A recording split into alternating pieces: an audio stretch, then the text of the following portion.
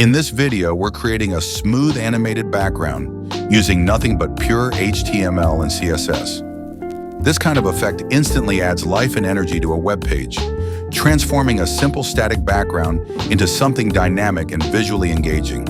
It's a great way to make headers, landing pages, or full-screen sections feel more modern and interactive.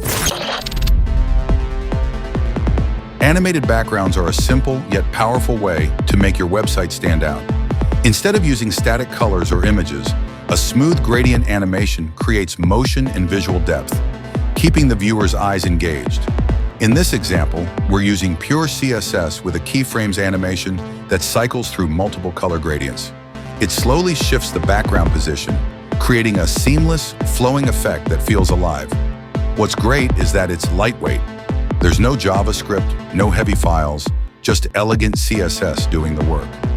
You can use this type of background on landing pages, hero sections, or even loading screens to give your site a modern and energetic feel. The color transitions can be adjusted, slowed down, or customized to fit any brand or mood. Whether you're building a portfolio, a startup homepage, or a creative showcase, this animated gradient background adds that subtle, professional polish that keeps visitors watching just a little longer.